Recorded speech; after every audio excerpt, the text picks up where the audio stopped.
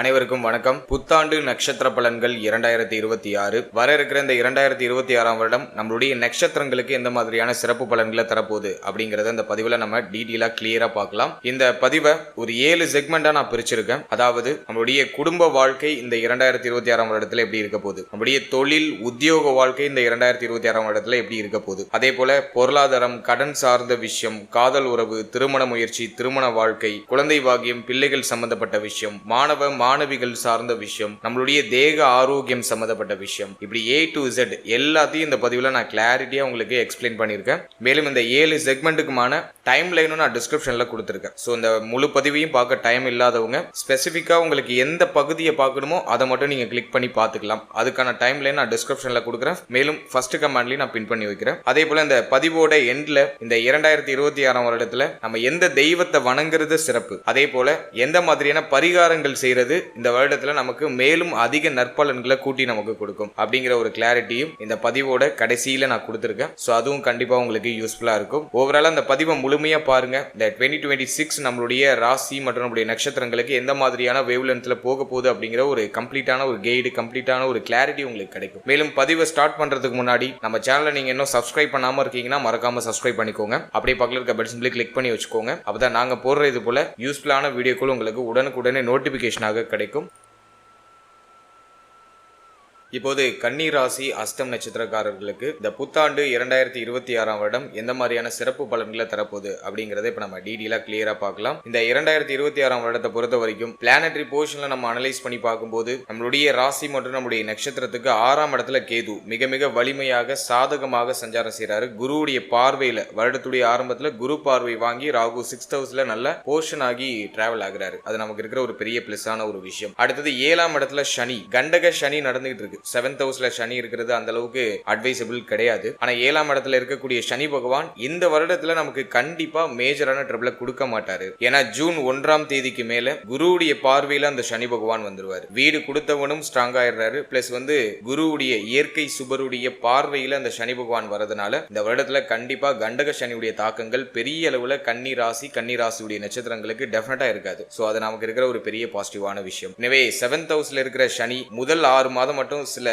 ஏற்றத்தாழ்வுகளை கொடுப்பாரு. ஆனா அது வருடத்தோட செகண்ட் ஹாஃப்ல நமக்கு எல்லாமே பாசிட்டிவா மாறிடும். எதெல்லாம் நம்ம கண்ணுக்கு நெகட்டிவா தெரிஞ்சிச்சோ எல்லாமே டோட்டலா இன்டர்சேஞ்ச் ஆகி நமக்கு பாசிட்டிவா மாற ஆரம்பிச்சிடும். அடுத்தது இந்த வருடத்துல குரு பகவானுடைய சஞ்சாரம் நம்மளுடைய ராசி மற்றும் நம்மளுடைய நட்சத்திரத்துக்கு 10ஆம் இடத்துல இருக்கும். வருடத்துடைய ஃபர்ஸ்ட் ஹாஃப்ல குரு நம்மளுடைய ராசி மற்றும் நம்மளுடைய நட்சத்திரத்துக்கு 10ஆம் இடமாகி ஜீவன ஸ்தானத்துல நமக்கு ஓரளவுக்கு சாதகமா டிராவல் ஆகுறாரு. ஆனா செகண்ட் ஹாஃப்ல கம்ப்ளீட்டா நமக்கு ஃபேவரா வராரு. செகண்ட் ஹாஃப்ல குரு பகவான் நம்மளுடைய ராசிக்கு 11ஆம் இடத்துக்கு டிரான்சிட் ஆகி உச்சமாகி மிக முக்கியமான ஸ்தானங்கள் எல்லாம் குரு பகவான் பார்த்து மேலும் வலிமைப்படுத்துறாரு. அதாவது 3ஆம் இடமாகிய முயற்சி ஸ்தானம் வலிமை அடையுது, 5ஆம் இடமாகிய பூர்வ புண்ணிய ஸ்தானம் வலிமை அடையுது. அது மட்டும் இல்லாம 7ஆம் இடமாகிய கலத்திர ஸ்தானமும் வலிமை அடையுது. எனவே செகண்ட் ஹாஃப்ல மிக முக்கியமான ஸ்தானங்களை குரு பார்வை சுபத்துவப்படுத்துது. அதனால இந்த வருடத்துல நிச்சயமா கன்னியுடைய நட்சத்திரங்களுக்கு நிறைய நல்ல மாற்றங்கள், சுபத்துவமான வளர்ச்சிகள் அப்படிங்கிறது கண்டிப்பா இருக்கும். இந்த வருடத்துல ஒரு விசேஷமான அமைப்பு என்ன அப்படின்னா, குரு பகவான் 11 வருடம் கழித்து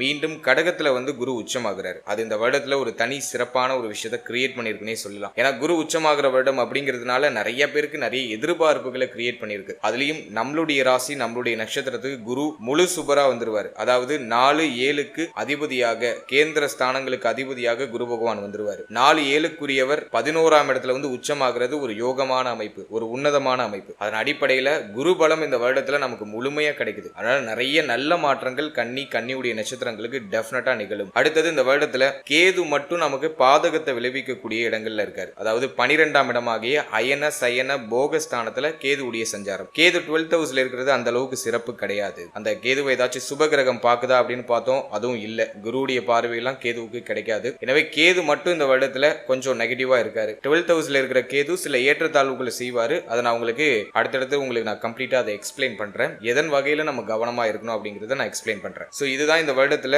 இருக்கக்கூடிய பிளானட்டரி பொசிஷன். இந்த வருடத்தை பொறுத்த வரைக்கும் மிக முக்கியமான பயிற்சி குரு பயிற்சி தான். ஜூன் 1ஆம் தேதி குரு பயிற்சி. அப்புறம் சனி பகவான் வக்ரம் ஆவாரு. வக்ர காலகட்டங்கள்லாம் நமக்கு ஃபேவரா இருக்கும். வக்ர நிவர்த்தி காலகட்டங்கள்ல கொஞ்சம் ட்ரபிள் இருக்கும். ஆனா குரு பார்வையில 6ஆம் மாசத்துக்கு பிறகு வந்துருவாரு. அதனால மேஜரா சனியை பத்தி இந்த வருடத்துல நம்ம பெருசா ஒரி பண்ணிக்க வேண்டாம். மேலும் இந்த வருடத்துல குரு பகவான் வந்து நமக்கு உச்சமாகிறது ஒரு தனி சிறப்பு. அதே போல இந்த வருடத்துல இன்னொரு முக்கியமான கிரக பயிற்சி இருக்கு. அதாவது ராகு கேது பயிற்சி. அது இந்த வருடத்துடைய கடைசியில டிசம்பர் 5ல இந்த ராகு கேது தன்னுடைய இடங்களை மாற்றம் செய்யறாங்க. அதாவது கேது பகவான் நம்முடைய ராசி மற்றும் நம்முடைய நட்சத்திரத்துக்கு 11ஆம் இடத்துக்கும், ராகு பகவான் நம்முடைய ராசி மற்றும் நம்முடைய நட்சத்திரத்துக்கு 5ஆம் இடத்துக்கு டிரான்சிட் ஆகுறாங்க. அது இந்த வருடத்துடைய கடைசியில அப்படிங்கிறதுனால அதை நம்ம பெருசா எடுத்துக்க வேண்டாம். இருப்பினும் கேது நமக்கு ஃபேவரான இடத்துக்கும், ராகு கொஞ்சம் அன்ஃபேவரான இடத்துக்கும் போறாரு. இருந்தாலும் இந்த வருடத்தை பொறுத்த வரைக்கும் குரு பலம் பொருந்திய ஒரு வருடம். வருஷத்தோட கடைசியில குரு கேது இணைவுலாம் வரும். அது கோடீஸ்வர யோகம் அப்படின்னு சொல்லக்கூடிய கேலா யோகத்தை ஏற்படுத்தும். அதிலும் உச்ச குருவோட கேது இணைகிறது ஒரு உன்னதமான அமைப்பு. எனவே நிறைய நல்ல மாற்றங்களை டெஃபினட்டா இந்த வருடத்துல எதிர்பார்க்கலாம். இப்போ நம்ம செக்மெண்ட் வைஸா இந்த 2026ஆம் வருடம் நமக்கு எப்படி இருக்க போகுது அப்படிங்கறத நம்ம கம்ப்ளீட்டா பார்க்கலாம்.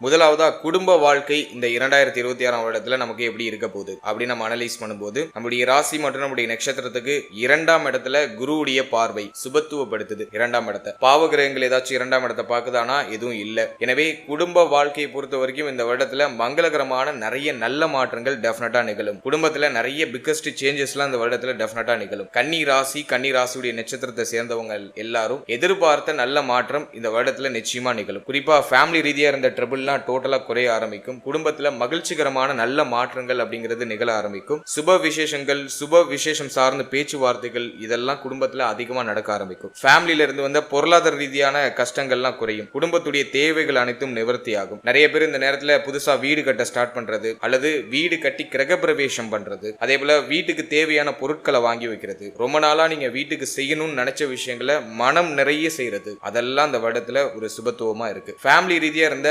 குழப்பமான அமைப்புகள்லாம் இப்போ சரியாகும். குடும்பத்தில் இருந்த அந்த வாக்குவாதங்கள்லாம் டோட்டலா குறைய ஆரம்பிக்கும். குடும்பத்துல நிறைய இனிமையான வார்த்தைகள், இனிமையான சொற்கள் அப்படிங்கிறது இப்போ பெறல ஆரம்பிக்கும். சோ அதெல்லாம் நமக்கு வந்து ஒரு பாசிட்டிவான ஒரு சைடை கிரியேட் பண்ணுது. அதே போல ஃபேமிலியில யாரு கூட கொஞ்சம் கவனமா இருக்கணும் அப்படின்னு நம்ம பார்க்கும்போது, குடும்ப உறுப்பினர்கள் நம்ம அனலைஸ் பண்ணும்போது எல்லாருடைய சப்போர்ட்டும் கிடைக்கும். ஆனா தாய் சம்பந்தப்பட்ட விஷயங்கள்ல சில ஏற்றத்தாழ்வுகள் அப்படிங்கிறது இருக்கிறதுக்கு வாய்ப்பு இருக்கு. ஏன்னா சனியுடைய பார்வை 4ஆம் இடத்துல இருக்கிறதுனால தாயாருடைய தேக ஆரோக்கியம், தாயாருடைய உறவு நிலை இதுல கொஞ்சம் அக்கறை எடுத்துக்கிறது சிறப்பு. இவங்க கூட அடிக்கடி முரண்பாடுகள் ஏற்படுறதுக்கான வாய்ப்புகள் அதிகபட்சமா இருக்கு. அல்ல தாய் சம்பந்தப்பட்ட என்டையர் விஷயத்திலையும் கொஞ்சம் கேர்ஃபுல்லா இருக்கணும். அடுத்து தந்தை சம்பந்தப்பட்ட விஷயம். ஏன்னா 9ஆம் இடத்தை சனி பகவான் பார்த்து பாவத்துவப்படுத்துறாரு. எனவே தந்தை சம்பந்தப்பட்ட விஷயம், தந்தை வழி உறவுகள், மேலும் தந்தையாருடைய தேக ஆரோக்கியம், தந்தையாரோட அந்த பேச்சுவார்த்தைகள் இருக்கக்கூடிய அந்த சூழ்நிலைகள் இதுல எல்லாம் கொஞ்சம் நம்ம கவனமா இருக்கிறது சிறப்பு. அடுத்தது இந்த வருடத்துல முதல் 6 மாதம் மட்டும் வாழ்க்கை துணை சார்ந்த விஷயங்கள கவனமா இருக்கணும். மற்றபடி மேஜரா எதுவும் ட்ரபிளா இல்ல. நிறைய நல்ல மாற்றங்கள் அப்படிங்கிறது ஃபேமிலியில நிச்சயமா இந்த வருடத்துல நிகழும். ஃபேமிலி ரீதியா நீங்க ஏதாச்சும் மங்களகரமான மாற்றங்கள் பண்ணணும்னு நீங்க ஐடியா பண்றீங்கன்னா அதை இந்த வருடத்துல தாராளமா செயல்படுத்தலாம். அதுல சுபத்துவமான செய்தி நிச்சயமா கிடைக்கும்.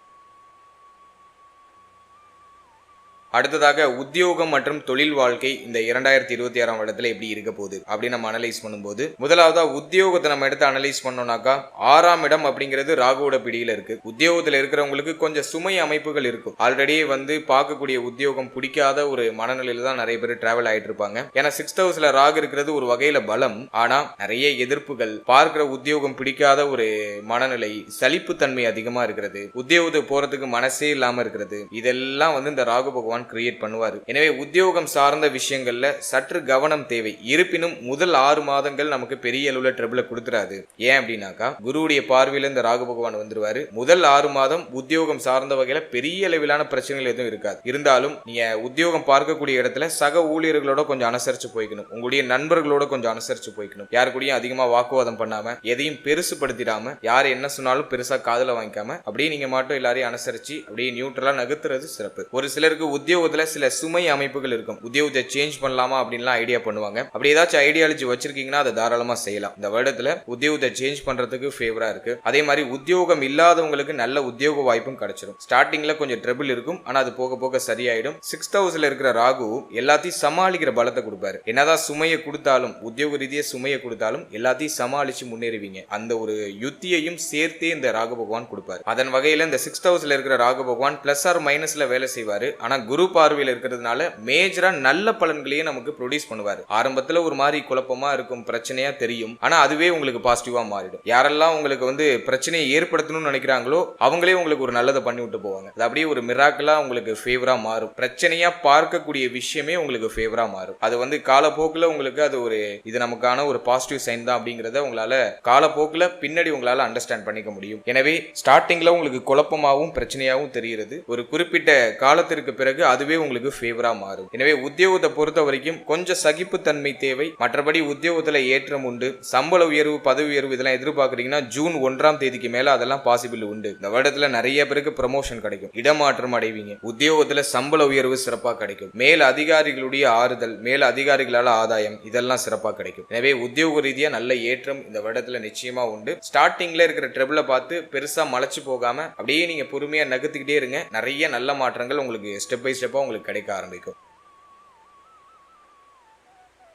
அடுத்தது தொழில் சார்ந்த விஷயம் இந்த 2026ஆம் வருடத்துல எப்படி இருக்க போகுது அப்படின்னு நம்ம பார்க்கும்போது 10ஆம் இடத்துல குரு பகவான் இருக்கிறது அந்த அளவுக்கு சிறப்பு கிடையாது. என்னதான் நமக்கு 4-7க்கு ஆதிபத்தியம் பெற்றவராகவே இருந்தாலும் 10ல குரு பகவான் அமர்றது அந்த அளவுக்கு சிறப்பா சொல்லப்படல. கேந்திர ஸ்தானத்திலேயே குரு பகவான் அமர்ந்திருக்காரு. எனவே தொழில்லாம் கடந்த காலகட்டங்கள்ல கொஞ்சம் தொய்வான நிலையில தான் போயிருக்கும். கன்னி ராசியுடைய நட்சத்திரத்தை சேர்ந்தவங்களா இருந்தீங்கன்னா தொழில் சார்ந்த விஷயங்கள் அப்படிங்கிறது உங்களுக்கு கடந்த வருடம் பெருசா திருப்தியை கொடுத்திருக்காது. ஏதோ போகுது ஆனா பெருசா ப்ராஃபிட் இல்ல அப்படிங்கிற மாதிரியான மனநிலையில நகர்த்திட்டு போயிருக்கும். நிறைய பேருக்கு தொழில் ரீதியா சில மாற்றங்கள் அப்படிங்கிறது நிகழ்ந்திருக்கும். இந்த 2026ஆம் வருடத்தை பொறுத்த வரைக்கும் கடந்த வருடத்துல கிடைச்ச அனுபவம் இந்த வருடத்துல உங்களுக்கு கண்டிப்பா யூஸ் ஆகும். இந்த வருடத்துல ஜூன் 1க்கு பிறகு நீங்க செய்யற தொழில்ல நல்ல ஏற்றம் உண்டாகும், தொழில்ல நல்ல லாபம் கிடைக்கும். கடந்த காலகட்டங்கள்ல நீங்க விட்டதை இந்த காலகட்டங்கள்ல பிடிச்சிடலாம், நல்ல ப்ராஃபிட் கிடைக்கும். இன்வெஸ்ட் பண்ணதை பல மடங்கா ரிட்டர்ன் எடுக்கிறதுக்கான ஒரு வாய்ப்பை இந்த வருடம் கண்டிப்பா கிரியேட் பண்ணி கொடுக்கும். ஏன்னா 11ஆம் இடத்துல குரு உச்சமாகிறாரு. 4-7க்குரிய ஒரு கிரகம் 11ஆம் இடத்துல உச்சமாகிறாரு. முயற்சி ஸ்தானம் வலிமை அடையுது. எனவே ஜூன் 1க்கு பிறகு தொழில் ரீதியா நீங்க என்ன முயற்சி எடுத்தாலும் அது உங்களுக்கு பாசிட்டிவான ரிசல்ட் கொடுத்துரும். தொழில இன்வெஸ்ட்மெண்ட் பண்ணலாம், அதுக்கு இது ஃபேவரா இருக்கு. சனி ஜென்மத்தை பார்த்து குழப்பத்தை கொடுப்பாரு. இது கரெக்டா, அது கரெக்டா, இதுல கால வைப்போமா, அதுல கால வைப்போமா அப்படிங்கிற மாதிரியான சில குழப்ப அமைப்புகளை கொடுப்பாரு. அப்படி அதிகமான குழப்பம் இருக்குன்னா நீங்க எந்த துறை சார்ந்து நீங்க இறங்கணும்னு ஆசைப்படுறீங்களோ அதுல யாரு எக்ஸ்பர்ட்டோ அவங்க கிட்ட கொஞ்சம் அட்வைஸ் வாங்கி நீங்க செயல்படுறது சிறப்பு. மற்றபடி நீங்க கிளியரா இருக்கீங்க, ஒரு வெல் பிளான் உங்ககிட்ட இருக்குன்னா கண்ணை மூடிட்டு நீங்க தாராளமா இந்த வருடத்துல உங்களுடைய இன்வெஸ்ட்மெண்ட்டை ஸ்டார்ட் பண்ணலாம். அதுல ஒரு நல்ல ப்ராஃபிட், நல்ல ஒரு கெயின் அப்படிங்கிறது கிடைக்கும். மேலும் நீங்க ஹை லெவல்ல ரொம்ப அதிகமா ரிஸ்க் எடுக்க போறீங்க, அதிகமா இன்வெஸ்ட்மெண்ட் பண்ண போறீங்கன்னா உங்களுடைய பர்சனல் சார்ட்டை ஒரு வாட்டி செக் பண்ணிக்கோங்க. உங்களுடைய குடும்ப ஜோதிடத்தை உங்களுக்கு இப்போ யோக தசை நடக்குதா, இந்த டைமிங்ல நான் இன்வெஸ்ட் பண்ணனா நான் இன்வெஸ்ட் பண்றத நான் டபுள் மடங்கா நான் ப்ராஃபிட் எடுக்க முடியுமா அப்படிங்கறத ஒரு வாட்டி செக் பண்ணிட்டு நீங்க உங்களுடைய ஹை லெவலான இன்வெஸ்ட்மெண்ட்டை செய்யலாம். ஆனா பேசிக்கா ஒரு சின்னதா நீங்க ஒரு தொழில் பண்ண போறீங்க, சின்னதா நீங்க இன்வெஸ்ட் பண்ண போறீங்கன்னா அதுக்கு இந்த கோச்சாரமே உங்களுக்கு ஃபேவர் பண்ணும். சின்ன லெவல்ல இன்வெஸ்ட் பண்றதுக்கு இந்த கோச்சாரம் உங்களுக்கு ஃபேவரா இருக்கு. ஹை லெவலான இன்வெஸ்ட்மெண்ட்டுக்கு உங்களுடைய பர்சனல் சார்ட்டை நீங்க ஒரு வாட்டி செக் பண்ணிக்கணும். எனவே தொழிலை பொறுத்த வரைக்கும் இந்த வருடத்துல நல்ல ஏற்றம் அப்படிங்கிறது நிச்சயமா உண்டு. ஜூன் 1க்கு பிறகு இந்த வளர்ச்சி அப்படிங்கிறது உங்களுக்கு நிகழ ஆரம்பிக்கும். ஜூன் 1ஆம் தேதி வரைக்கும் தொழில், உத்தியோகம் இதெல்லாம் கொஞ்சம் ஆசிலேஷனா இருக்கும். எதுவும் பெருசா சொல்லிக்கிற அளவுக்கு இருக்காது, ஏதோ கொஞ்சம் டல்லா போற மாதிரி ஃபீல் ஆகும். ஆனா ஜூன் 1 குரு பெயர்ச்சிக்கு பிறகு நிச்சயமா நிறைய நல்ல மாற்றங்கள் தொழிலையும் உத்தியோகத்திலையும் சிறப்பான முறையில கிடைக்கும். அடுத்தது பொருளாதாரம் மற்றும் கடன் சார்ந்த விஷயம். இதெல்லாம் இந்த 2026ஆம் வருடத்துல எப்படி இருக்க போகுது அப்படின்னு நம்ம அனலைஸ் பண்ணும்போது, முதலாவதா பொருளாதாரத்தை நம்ம அனலைஸ் பண்ணும்போது முதல் 6 மாதம் கொஞ்சம் அப்படி முன்ன பின்ன இருக்கும். இருந்தாலும் குருவுடைய பார்வை 2ஆம் இடத்துல இருக்கு. பெரிய அளவுல பிரச்சனைகள் எதுவும் இல்ல, பொருளாதாரம் சார்ந்த வகையில பெருசா ட்ரபிள் எதுவும் இல்ல. தேவைகள் பூர்த்தி ஆகிறதுக்கு தேவையான பொருளாதாரம் கிடைக்குது, உங்களுடைய ஆசைகளை நிறைவேற்றுறதுக்கு தேவையான பொருளாதாரம் எல்லாம் கிடைக்குது. முதல் 6 மாதம் கொஞ்சம் ஆசிலேஷனா இருக்கும், கொஞ்சம் ஏற்ற இறக்கம் நிறைந்ததாக இருக்கும் பொருளாதாரம். ஆனா ஜூன் 1க்கு பிறகு குரு பெயர்ச்சிக்கு பிறகு பொருளாதார ரீதியா கண்டிப்பா நல்ல வளர்ச்சி இருக்கும். பொருளாதாரத்துல நல்ல ஒரு முன்னேற்றம் அப்படிங்கிறது இருக்கும். உங்களுடைய எண்ணங்கள் முழுமையாக நிவர்த்தி ஆகும். நீங்க ரொம்ப நாளா என்ன பொருள் வாங்கணும்னு ஆசைப்பட்டீங்களோ அதெல்லாம் ஜூன் 1க்கு பிறகு வாங்கிடலாம். புதுசா என்ன பொருள் வாங்கணும்னு ஆசைப்பட்டாலும் அது ஜூன் 1க்கு பிறகு நிகழ ஆரம்பிக்கும். அதுக்கான பிளான் இந்த வருடத்துல நீங்க ஜனவரில இருந்து நீங்க ஸ்டார்ட் பண்ணுங்க. ஏதாச்சும் ஒரு டார்கெட் வைங்க, இந்த விஷயத்தை நம்ம ஜூன் 1க்கு பிறகு வாங்கணும் அப்படின்னு ஒரு டார்கெட் வைங்க, அது கண்டிப்பா நிகழும், அது கண்டிப்பா நடக்கும். எனவே ஜூன் 1க்கு பிறகு ஆசைப்பட்ட விஷயத்தை அடையிறதுக்கான பொருளாதார சூழ்நிலை உங்களுக்கு கிடைச்சிடும். அதே போல அசையும் அசையா சொத்துக்கள் வாங்கக்கூடிய யோகம் உண்டு. இந்த வருடத்துல 4ஆம் அதிபதியாகிய குரு பகவான் 11ஆம் இடத்துல வந்து உச்சமாக போறாரு. எனவே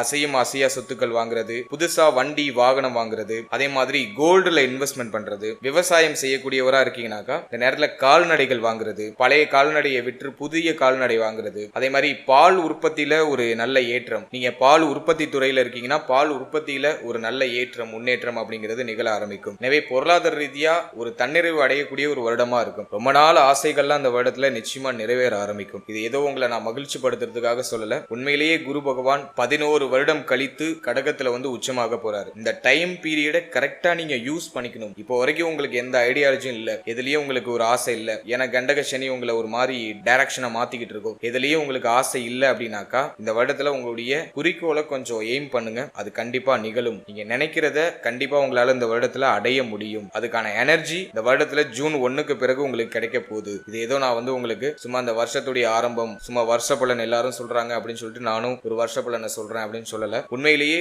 குரு வந்து லாபஸ்தானத்துல வந்து அமரும் போது ஒரு மேன்மையான ஒரு பலனை கொடுக்கிறாரு. அதுலயும் உச்சமாகும் போது ஸ்தான பலம் அடையும் போது கண்டிப்பா ரொம்ப தொய்வு நிலையில இருக்கிறவங்களை கூட அப்படியே தேத்தி அடுத்த கட்டத்துக்கு எடுத்துட்டு வந்துருவாரு. அதன் வகையில இந்த வருடத்துல குரு உங்களுக்கு லாபஸ்தானத்துல வந்து உச்சமாகிறது ஒரு மிகப்பெரிய ஏற்றத்தை நிச்சயமா ஏற்படுத்தி கொடுக்கும். அதனால நீங்க நினைக்கிறத கொஞ்சம் பெருசா யோசிங்க, பெருசா ஐடியா பண்ணுங்க, அதுக்கான எஃபோர்ட்டை போடுங்க. முயற்சி இல்லாம எதையும் நம்மளால அடைய முடியாது. அதுக்கான எஃபோர்ட் போடுறதுக்கு நீங்க தயாராகுங்க. அதுக்கு தான் நாங்க வந்து ப்ரீவியஸாவே உங்களுக்கு பலன்கள் அப்படிங்கிறது கொடுக்குறோம். அந்த மைண்ட் செட், அந்த மைண்டை நீங்க கொஞ்சம் வந்து இப்ப ப்ரிப்பேர் பண்ணிக்கணும். ஜனவரில இருந்து அந்த ஒர்க்கை நீங்க ஸ்டார்ட் பண்ணீங்கன்னா அது நீங்க நினைக்கிறபடி அந்த ஜனவரி 1க்கு பிறகு உங்களுக்கு அப்படியே கைகூடி வந்துடும். எனவே பொருளாதாரத்தை பொறுத்த வரைக்கும் அசையும் அசையா சொத்துக்கள் வாங்கலாம். வண்டி வாகனம் வீடு சம்பந்தமான விஷயங்கள்ல சுப மாற்றம் உண்டு. புதுசா வீடு வாங்குறது, கட்டின வீட்டை வாங்குறதுக்கு இந்த வருடம் ரொம்ப ஃபேவரா இருக்கு. ஏதாச்சும் அபார்ட்மெண்ட் வாங்கணும்னு நீங்க ஐடியா வச்சிருக்கீங்கன்னா அதை வாங்கலாம். அதுக்கான ஒரு ஆப்பர்ச்சுனிட்டிஸ் இந்த வருடத்துல கிடைக்கும். புதுசா கோல்டு வாங்குறதுக்கு ரொம்ப ஃபேவரா இருக்கு. கோல்டுல இன்வெஸ்ட் பண்ணலாம் அப்படிங்கிற ஐடியாலஜி எல்லாம் வரும். குரு உச்சமான பிறகு ஜூன் 1க்கு பிறகு நிறைய பேர் கோல்டுல இன்வெஸ்ட்மெண்ட் பண்ணுவீங்க. புதுசா தங்க அணிகலன்கள்லாம் வாங்குவீங்க. சோ அதுக்கான ஒரு ஆப்பர்ச்சுனிட்டிஸ் இந்த வருடம் கண்டிப்பா நமக்கு கிரியேட் பண்ணி கொடுக்கும். அதே மாதிரி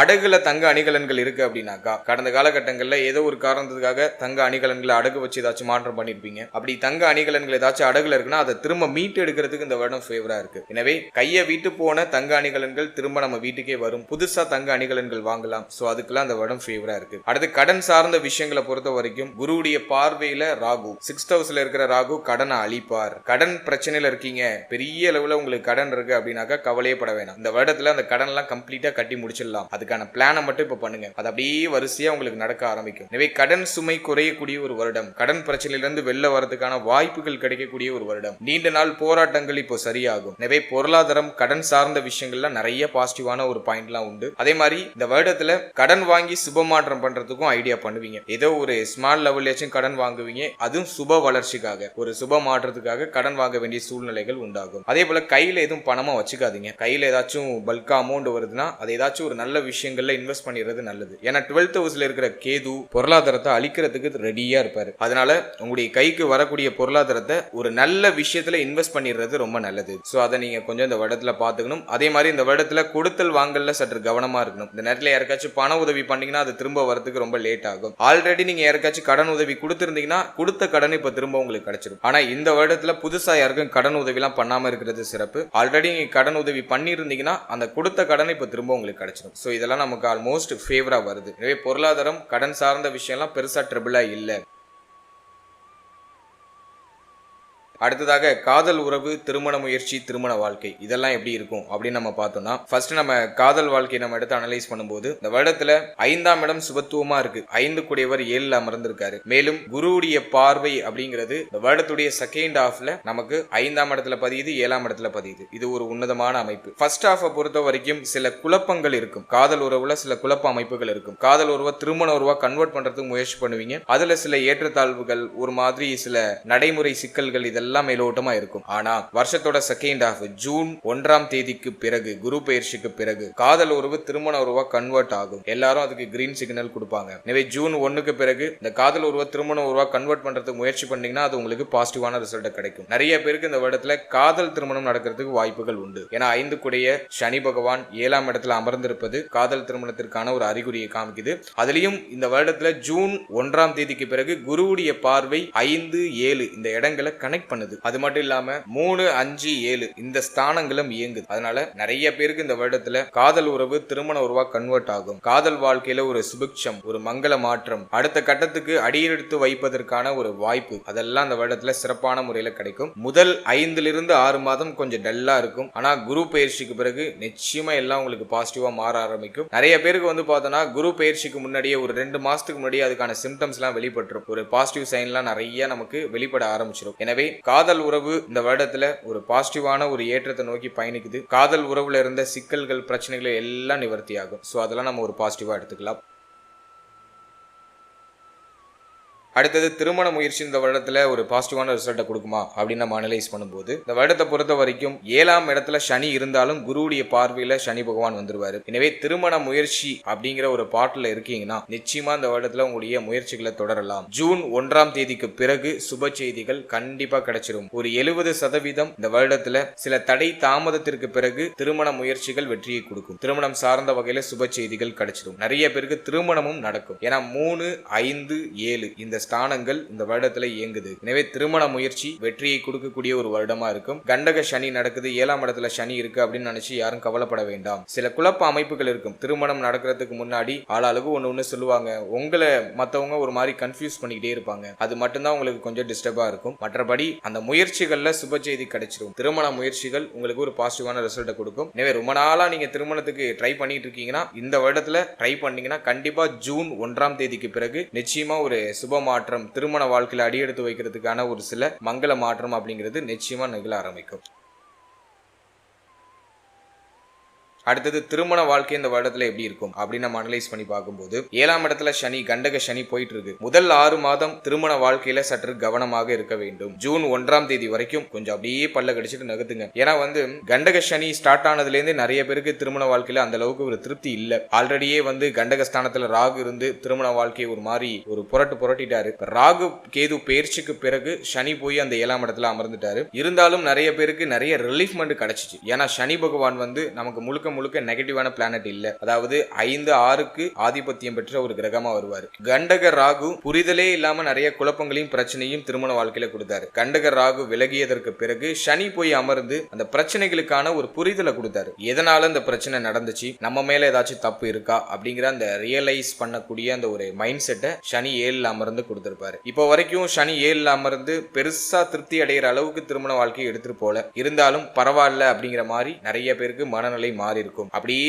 ஜூன் 1ஆம் தேதி வரைக்கும் அப்படியே பொறுமையா நகர்த்துங்க. சின்ன சின்ன வாக்குவாதங்கள் வாழ்க்கை துணையோட அப்பப்போ வந்துட்டு போற மாதிரி ஃபீல் ஆகும். அதை பெருசுப்படுத்தாம ரிலாக்ஸா அப்படியே டிராவல் பண்ணுங்க. மைண்ட் அப்படியே ஃப்ரெஷ்ஷா வச்சுக்கோங்க. யார் என்ன சொன்னாலும் பெருசா காதுல வாங்கிக்காதீங்க. வாழ்க்கை துணையோட கருத்து போராட்டம் வந்தா நீங்க அப்படியே சைலண்டா அவங்க என்ன சொல்றாங்கன்னு நோட் பண்ணுங்க. அமைதியா இருங்க. வார்த்தைகளை அப்படியே கண்ட்ரோல் பண்ணுங்க. அப்படியே ஜூன் 1ஆம் தேதிக்கு பிறகு நம்ம அப்படியே அனலைஸ் பண்ணி பார்க்கும்போது இருக்கிற பிரச்சனை எல்லாம் ஒண்ணுமே இல்லாம அப்படியே கரைஞ்சு போயிடும். நீங்க எதை பிரச்சனையா பாத்தீங்களோ அதுவே உங்களுக்கு பாசிட்டிவா மாறிடும். எனவே திருமண வாழ்க்கையில இருக்கக்கூடிய குழப்பம், குளறுபடி, பிரச்சனை எல்லாம் ஜூன் 1க்கு பிறகு ஒண்ணுமே இல்லாம போயிடும். எல்லாமே உங்களுக்கு பாசிட்டிவா மாறிடும். எனவே ஜூன் 1ஆம் தேதி வரைக்கும் சற்று பொறுமையாக கவனமாக செயல்பட வேண்டியது அவசியம். ஜூன் 1ஆம் தேதிக்கு பிறகு திருமண வாழ்க்கையில ஒரு சுபிக்ஷம், ஒரு மங்கள மாற்றம், ஒரு ஏற்றம், வளர்ச்சி இதெல்லாம் சிறப்பா கிடைக்கும். குறிப்பா வாழ்க்கை துணையோடு இருந்து வந்த கருத்து போராட்டம், பிரச்சனை இதெல்லாம் சரியாகும். வாழ்க்கை துணையை விட்டு பிரிந்து இருக்கக்கூடியவர்கள் இப்ப வாழ்க்கை துணையோட ஒன்றிணைறதுக்கான வாய்ப்புகள் கிடைக்கும். சண்டை போட்டு பிரிஞ்சவங்க எல்லாம் இப்ப ஒண்ணு சேர்ந்துருவாங்க. அதே மாதிரி தொழில் ரீதியாகவோ உத்தியோக ரீதியாகவோ வாழ்க்கை துணையை விட்டு பிரிந்து வெளியூர் அல்லது வெளி மாநிலம் அல்லது வெளிநாட்டில் இருக்கக்கூடிய நண்பர்கள் இப்ப மீண்டும் வாழ்க்கை துணையோட வந்து ஒன்னு சேர்றதுக்கான வாய்ப்புகள் கிடைக்கும்.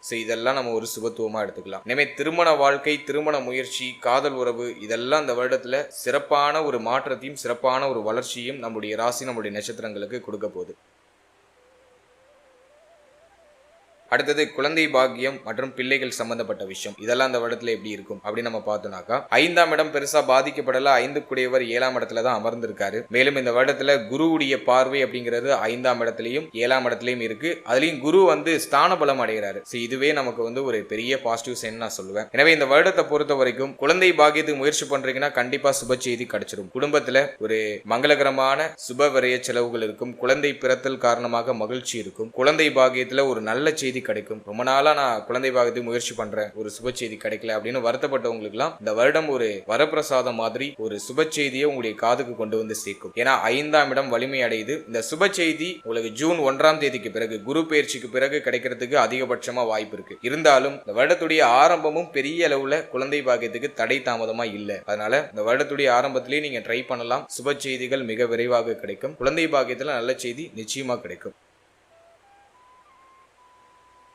அடுத்தது பிள்ளைகள் சம்பந்தப்பட்ட விஷயங்களை நம்ம அனலைஸ் பண்ணி பார்க்கும்போது இந்த வருடத்துல 5ஆம் இடம் சுபத்துவமா இருக்கிறதுனால பிள்ளைகளுக்கு நல்ல ஏற்றம் இருக்கும். பிள்ளைகள் சார்ந்த வகையில் இருந்த கவலைகள், குழப்பங்கள், பிரச்சனைகள் எல்லாம் சரியாகும். பிள்ளைகளுக்கு ஏதாச்சும் சுப விஷயம் பண்ணணும்னு ஐடியா பண்றீங்கன்னா அது நிச்சயமா பண்ணலாம். அந்த வருடத்துல குறிப்பா ஜூன் 1ஆம் தேதிக்கு பிறகு குருவுடைய பார்வை 5ஆம் இடத்தை மேலும் சுபத்துவப்படுத்தும். எனவே பிள்ளைகளுக்கு இந்த வருடத்துல ஜூன் 1ஆம் தேதிக்கு பிறகு நல்ல ஏற்றம் இருக்கும். பிள்ளைகளுக்கு உடல் ரீதியா என்ன பிரச்சனை இருந்தாலும் சரியாயிடும். பிள்ளைகளுடைய கல்வியில நல்ல ஏற்றம் இருக்கும். பிள்ளைகளுடைய வயதுக்கு தகுந்த ஒரு சுப நிகழ்வு, சுப மாற்றங்களை பண்ணலாம். பிள்ளைகளோட இருந்து வந்த கருத்து போராட்டம், பிரச்சனைகள் எல்லாமே சரியாகும். பிள்ளைகளை பிரிந்து இருக்கக்கூடிய தாய்மார்கள், தகப்பன்மார்கள் எல்லாரும் இப்போ பிள்ளையோட ஒண்ணு சேர்றதுக்கான வாய்ப்பு கிடைக்கும். குறிப்பா சில பேர் பார்த்தோம்னாக்கா படிப்பு சார்ந்த வகையில வெளியூர், வெளி மாநிலம், வெளிநாட்டுல படிப்பாங்க. அதே மாதிரி தந்தையோ தாயோ தொழில் ரீதியாகவோ உத்தியோக ரீதியாகவோ பிள்ளையை பிரிந்து இருப்பாங்க. சோ அந்த சூழ்நிலைகள் எல்லாம் மாறி இப்போ குடும்பமாக எல்லாரும் ஒன்று இணைவீங்க. சோ அதுக்கு இந்த வருடம் சூப்பர் பாசிட்டிவா இருக்கு. பிள்ளைகளுக்கு மங்களகரமான மாற்றங்கள் நிகழும் அப்படிங்கிறதுனால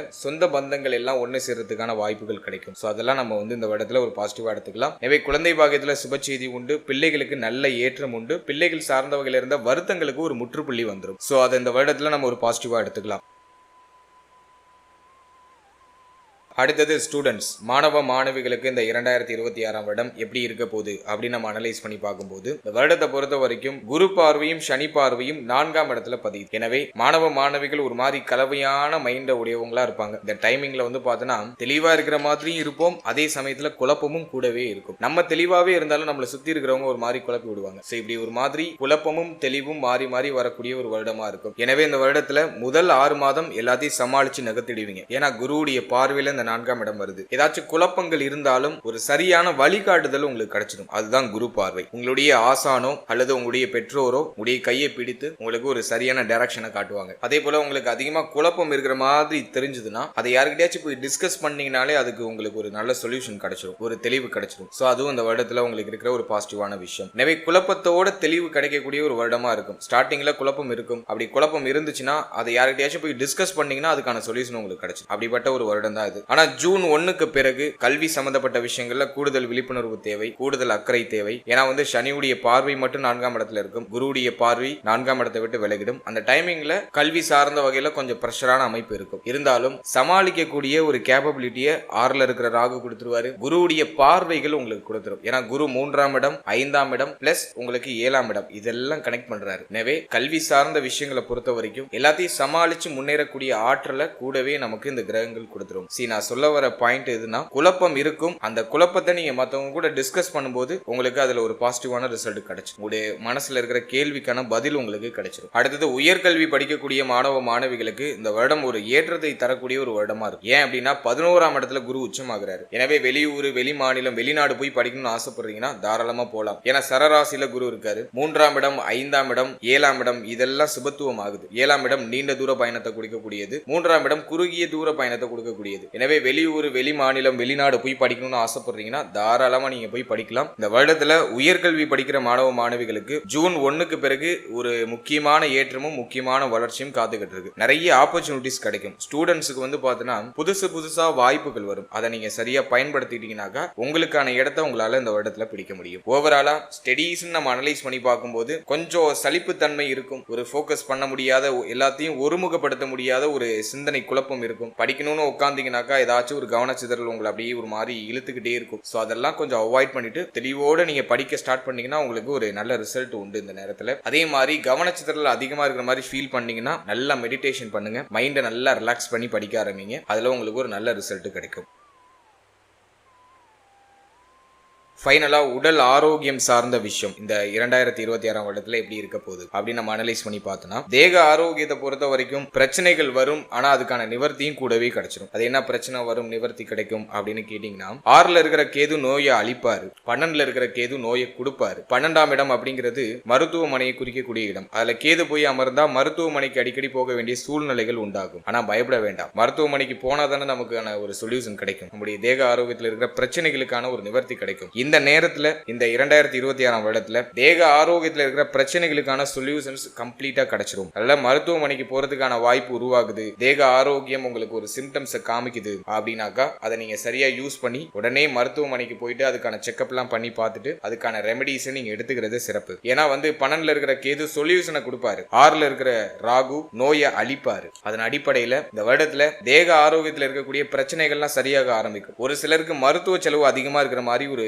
ஃபீல்னஸ் கொடுக்கும். ஆனா பயப்பட வேண்டாம், மருத்துவ செலவு ஏதாச்சும் வருதுன்னா தாராளமா மனம் உகந்து செய்யுங்க, அதுல உங்களுக்கு நல்ல ரிசல்ட் கிடைக்கும், உங்களுடைய தேக ஆரோக்கியம் நல்லா இம்ப்ரூவ் ஆகும். இதெல்லாம் நான் உங்களுக்கு ஒரு பாசிட்டிவா பாக்குறேன். இந்த வருடத்துல எந்த பாகங்கள்ல நம்ம கொஞ்சம் கவனமா இருக்கணும் அப்படின்னு நம்ம பார்க்கும்போது, உடைய கால் பாதம் 12ஆம் இடத்துல கேது இருக்கிறதுனால உடைய கால் பகுதி கால் பாதம் சம்பந்தப்பட்ட விஷயம் இதுல எல்லாம் சற்று கவனமா இருக்கணும். இந்த பகுதிகளில் வலிகளோ அல்லது ஏதாச்சும் அடிபடக்கூடிய சூழ்நிலைகளோ உருவாக வாய்ப்புகள் உண்டு. எனவே உடைய கால் பாதத்துல சற்று கவனம் தேவை. அதே மாதிரி இந்த வருடத்துல வயிறு சம்பந்தமான உபாதைகள் இருக்கும். ஆல்ரெடியே கன்னி ராசியுடைய நட்சத்திரங்களுக்கு வயிறு சார்ந்த உபாதைகள் இருக்கிறதுக்கான வாய்ப்புகளும் உண்டு. ஏன்னா ராகு 6th ஹவுஸ்ல லாஸ்ட் இயரே வந்துட்டாரு. எனவே 6ஆம் இடத்துல இருக்கக்கூடிய ராகு வயிறு சம்பந்தப்பட்ட உபாதைகள், செரிமான கோளாறு, குடல் சம்பந்தப்பட்ட பிரச்சனை, வாயு தொந்தரவு. ஏன்னா இந்த 6ஆம் இடம் உங்களுக்கு காற்று ராசியா வருது. எனவே வாயு தொந்தரவு இருக்கிறதுக்கான வாய்ப்புகள் உண்டு. அதே போல முதுகு வலி இருக்கிறதுக்கான வாய்ப்புகள் உண்டு. உடைய இந்த ஸ்பைனல் கார்டுல ஏதாச்சும் பெயின் வரும், அதுக்கான சான்சஸ் அதிகபட்சமா இருக்கு. அதே போல இடுப்பு பகுதிகளில் வலி இருக்கிறதுக்கு வாய்ப்புகள் உண்டு. இடுப்பு பகுதிகளில் ஏதாச்சும் பாதிப்புகள் உருவாகிறதுக்கு வாய்ப்புகள் உண்டு. சோ இதுல எல்லாம் நீங்க கொஞ்சம் கவனமா இருக்க வேண்டிய ஒரு விஷயமா இருக்கு. அடுத்தது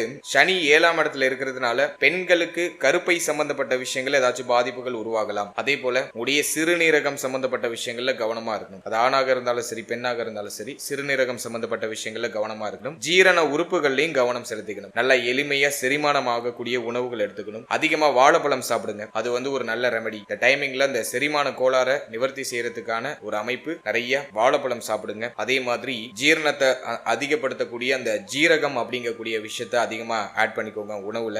இதெல்லாம் நீங்க பேசிக்கா பண்ணிக்கும் போது ஒரு நல்ல முன்னேற்றம் தேக ஆரோக்கியத்துல உண்டாகும். அதே போல சனியுடைய பார்வை தலைப்பகுதியில இருக்கு. நிறைய பேருக்கு ஒற்றை தலைவலி வரதுக்கெல்லாம் வாய்ப்பு உண்டு. அடிக்கடி தலைவலி வருது, தலைப்பகுதிகள் ஏதாச்சும் அடிபடுறது, தலை சுற்றல் ஏதாச்சும் வருது, அதிகமான யோசனையை கொடுக்கிறது, முடி உதிர்வு பிரச்சனை இருக்கிறது. அதுக்கான வாய்ப்புகளை சனி பார்வை ஜென்மத்தை பார்க்கறதுனால கிரியேட் பண்ணும். இதுலயும் நம்ம கொஞ்சம் கவனமா இருக்கணும். அதே மாதிரி டயத்துக்கு சாப்பிடாம வயிற்றுல புண்ணு வருது, அல்சர் வருது, சாப்பிடாம இருந்து மயக்கம் போட்டு கீழே விழுறது. அதெல்லாம் அந்த வருடத்துல இருக்கும். டயத்துக்கு சாப்பிடுங்க, ஹெல்த்தியான ஃபுட் அதிகமா எடுத்துக்கோங்க, ஓவரா யோசிக்கிறத குறைச்சுக்கோங்க. இதெல்லாம் நம்ம பண்ணோம்னாக்கா இந்த வருடத்துல ஒரு பாசிட்டிவான ரிசல்ட்டை நம்ம அதிகமா அறுவடை செய்ய முடியும். அடுத்த சனியுடைய பார்வை 4ஆம் இடத்துல இருக்கிறதுனால சளி தொந்தரவு அதிகமா இருக்கிறதுக்கு வாய்ப்பு உண்டு. நுரையீரல் சம்பந்தமான பிரச்சனை, மேல் மார்பக பகுதிகளில் ஏதாச்சும் வலிகள் ஏற்படுறது, குறிப்பா சளி தொந்தரவு, இருமல் அதிகமா இருக்கிறது. இது போல ஏதாச்சும் ட்ரபிள் வரதுக்கு வாய்ப்பு உண்டு. இதெல்லாம் ஜூன் 1க்கு பிறகு இந்த பிரச்சனைகள் இந்த குழப்பங்கள்லாம் ஏற்படலாம். அதுல நம்ம கொஞ்சம் கவனமா இருந்துக்கணும். ரொம்ப முக்கியமா இந்த வருடத்துல கால் பாதம் கால் பகுதி இதுல மட்டும் கொஞ்சம் கவனம் செலுத்திக்கிறது கூடுதல் சிறப்பாக இருக்கும். மற்றபடி இந்த வருடத்தை பொறுத்த வரைக்கும் தேக ஆரோக்கியத்துல என்ன பிரச்சனை வந்தாலும் அதுக்கு உடனுக்கு உடனே மருத்துவ நிவர்த்தியும் உங்களுக்கு கிடைச்சிடும். அதுக்கு உடனே உங்களுக்கான சொல்யூஷன் கிடைச்சிடும். தேக ஆரோக்கியத்தில் இருக்கக்கூடிய பிரச்சனையை நிவர்த்தி செஞ்சுக்கிறதுக்கான சொல்யூஷன் உங்களுக்கு கூடவே கிடைச்சிடும். அதை நம்ம ஒரு பாசிட்டிவா எடுத்துக்கலாம். அதே போல இந்த வருடத்துல மன ஆரோக்கியத்துக்கும் அதிகமான முக்கியத்துவம் கொடுக்கணும். ஏன்னா 4ஆம் இடம் ஜென்மஸ்தானம், இதெல்லாம் சனி பகவான் கனெக்ட் பண்றாரு. எனவே தேக ஆரோக்கியம் பாதிக்கப்படுறதுக்கு வாய்ப்பு உண்டு. கோவில் குளங்களுக்கு போறதுக்கான வாய்ப்புகள் குறையும். இருந்தாலும் குரு உச்சமாகிறாரு. ஜூன் 1க்கு பிறகு எல்லாமே ரீஸ்டார்ட் ஆயிடும். கவலைப்பட வேண்டாம். இப்போ எதுவுமே செய்யறதுக்கு பிடிக்காது, எதை கேட்கறதுக்கும் பிடிக்காது, கோவில் போறதுக்கும் அதிகபட்சம் பிடிக்காது, ஒரு மாதிரி வெறுத்து போன மனநிலை இருக்கும். ஆனா அதெல்லாம் மாற ஆரம்பிக்கும். இந்த வருடத்துல ஜூன் 1ஆம் தேதிக்கு பிறகு நல்ல முன்னேற்றம் இருக்கும். உங்களுக்கு மார்ச் ஏப்ரல்லே உங்களுக்கு ஒரு நல்ல ரிசல்ட் அப்படியே வெளிப்பட ஆரம்பிக்கும். எனவே இந்த வருடத்துல தேக ஆரோக்கியத்துக்கு எவ்வளவு முக்கியத்துவம் கொடுக்குறீங்களோ அதுக்கு ஈக்குவல் இம்பார்ட்டன்ட் நீங்க உங்களுடைய மன ஆரோக்கியத்தையும் கொடுக்கணும். ஓவரா யோசிக்கிறத குறைச்சுக்கோங்க. மனசுல தேவையில்லாத சஞ்சலங்களை நீங்களே கிரியேட் பண்ணிக்காதீங்க. தேவையில்லாத கேட்காதீங்க, தேவையில்லாத பார்க்காதீங்க, தேவையில்லாத பேசாதீங்க. இந்த புலன்கள்ல நம்ம கொஞ்சம் கவனமா இருந்தாலே நம்ம ஆல்மோஸ்ட் நம்ம மன ஆரோக்கியத்தை நம்ம பக்கமா தக்க வச்சுக்கலாம். அதே மாதிரி நல்லா மெடிடேஷன் பண்ணுங்க. மன ஆரோக்கியத்தை நம்ம பக்கமா ஈர்த்து வச்சுக்கிறதுக்கு நிறைய மெடிடேஷன் பண்ணுங்க. குறைஞ்சபட்சம் ஒரு 1/4 மணி நேரம் காலையில மெடிடேஷன் பண்றது சிறப்பு. அடுத்தது உடைய இஷ்ட தெய்வ வழிபாடு, உடைய குலதெய்வ வழிபாடு இதெல்லாம் உங்களுக்கு ஒரு ஏற்றத்தை கொடுக்கும். இதெல்லாம் நீங்க பண்ணி நீங்க அந்த நாளை ஸ்டார்ட் பண்ணும்போது ஒரு பாசிட்டிவ் எனர்ஜியோட அந்த நாளை நீங்க தொடங்குவீங்க. அந்த நாள் முழுக்க உங்களுக்கு பாசிட்டிவா இருக்கும். எனவே தேக ஆரோக்கியம், மன ஆரோக்கியம் இதெல்லாம் நம்ம அனலைஸ் பண்ணும்போது சற்று கவனம் செலுத்திக்க வேண்டிய ஒரு வருடம். இருந்தாலும் பிரச்சனைகள் உருவானாலும் அதுக்கான சொல்யூஷன் உடனே கிடைச்சிடும். அதனால பெருசா நம்ம அலட்டிக்க வேண்டிய அவசியம் இல்லை.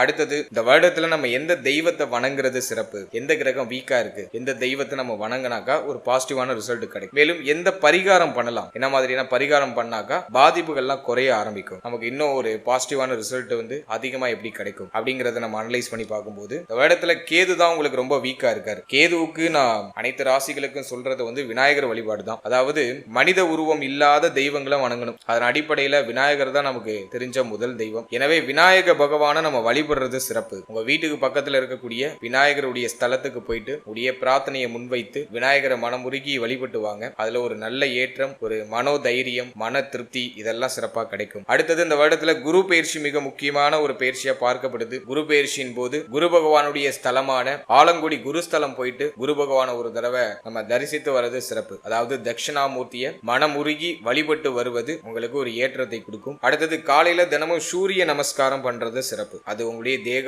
ஆரோக்கியத்தை இன்னும் மேன்மைப்படுத்தும். தினமும் சூரிய நமஸ்காரம் காலையில எழுந்து சூரிய உதயத்துக்கு முன்னாடி பண்ணணும். அதுவும் உங்களுக்கு ஒரு மாற்றத்தையும் வளர்ச்சியும் கொடுக்கும். முக்கியமா இந்த வருடத்துல 5ஆம் பாவகம் சிறப்படைகிறதுனால ஜூன் 1ஆம் தேதிக்கு பிறகு உடைய குலதெய்வத்தை ஒரு முறை போயிட்டு வழிபட்டு வணங்கி குலதெய்வத்துடைய ஆசீர்வாதத்தை பெற்று வருது சிறப்பு. அதுவும் ஒரு முக்கியமான தெய்வ வழிபாடா இருக்கு.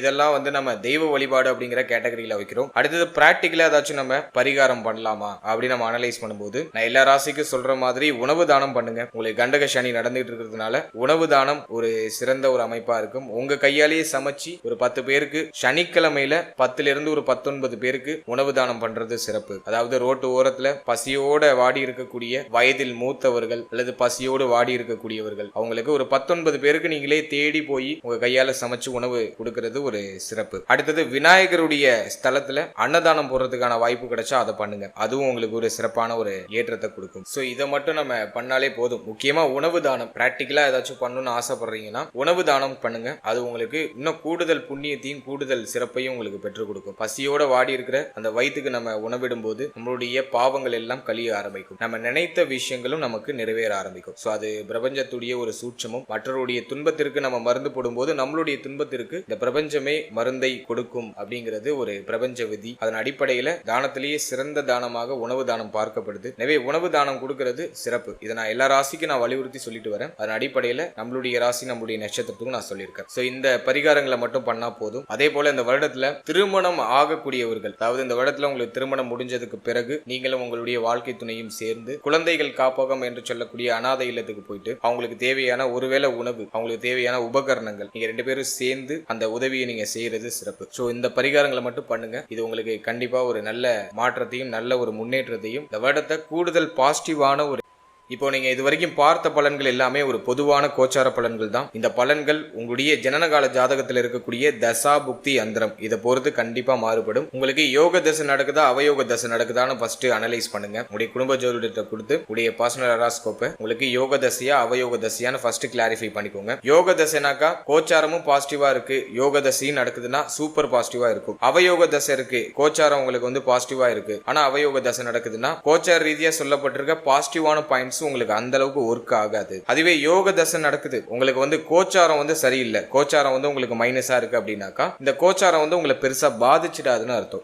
நல்லா சொல்ல வர பாயிண்ட் எதுனா, உங்க ஜாதகத்துல பிளஸ் இருக்கு அப்படின்னாக்கா கோச்சாரமும் பிளஸ்ஸா இருந்துச்சுன்னா உங்களுக்கு சூப்பர் பிளஸ்ஸா இருக்கும். உடைய ஜாதகம் பிளஸ்ஸா இருக்கு ஆனா கோச்சாரம் மைனஸா இருக்கு அப்படின்னாக்கா இந்த கோச்சார ரீதியா இருக்கக்கூடிய இந்த நெகட்டிவான பாயிண்ட் உங்களை பெரிய அளவுல அஃபெக்ட் பண்ணிடாது. கோச்சாரமும் மைனஸா இருக்கு, உங்களுக்கு தசையும் புத்தியும் உங்களுக்கு மைனஸா இருக்குனாக்கா கம்ப்ளீட்டா உங்களை ஜீரோ ஆக்கும். நிறைய பிரச்சனைகளை மாத்தி கொடுக்கும். உங்களுக்கு தசை மைனஸா இருக்கு ஆனா கோச்சாரம் ஃபேவரா இருக்கு அப்படிங்கிற பட்சத்துல கோச்சார ரீதியா சொல்லப்பட்டிருக்க பாயிண்ட்ஸ் அப்படியே கொஞ்சம் நடக்கிற மாதிரி நடந்து அப்படியே கொஞ்சம் இறங்கும். ஓரளவுக்கு பாசிட்டிவான சைன்ஸ் அப்பப்போ ஆறுதல் அப்படிங்கிறது உங்களுக்கு கிடைக்கும். எனவே உங்களுக்கு யோக தசை நடக்குதா அவயோக தசை நடக்குதா அப்படிங்கறத ஒரு வாட்டி அனலைஸ் பண்ணி அதோட இந்த கோச்சாரத்தை நீங்க சூப்பர் கம்போஸ் பண்ணும்போது உங்களுக்கு ஒரு தெளிவான கிளாரிட்டி உங்களுக்கு கிடைக்கும். மேலும் நம்மளுடைய சேனல்ல இதுக்கு முன்னாடி நவ கிரகங்களுக்கான 12 பாவகத்தில் அமர்ந்த பலன்கள் அப்படின்னு சொல்லிட்டு ஒரு செக்மெண்ட் ரிலீஸ் பண்ணிருக்கோம். அது ஆல்ரெடி சக்சஸ்ஃபுல்லா ரன் ஆயிட்டு இருக்கு. இருக்கு. சோ அந்த பதிவை நீங்க இன்னும் பார்க்கல அப்படின்னாக்கா டிஸ்கிரிப்ஷன்ல லிங்க் இருக்கு, அது ஒரு வாட்டி செக் பண்ணி பாருங்க. அதாவது நவகிரகங்கள் அப்படின்னு சொல்லக்கூடிய புஜாதி ஐவர்கள் குரு, சனி, சுக்கிரன், புதன், செவ்வாய், இந்த கிரகங்கள் எல்லாம் உங்களுடைய ஜனனகால ஜாதகத்துல 12 பாவகத்துல எங்க இருக்காங்க,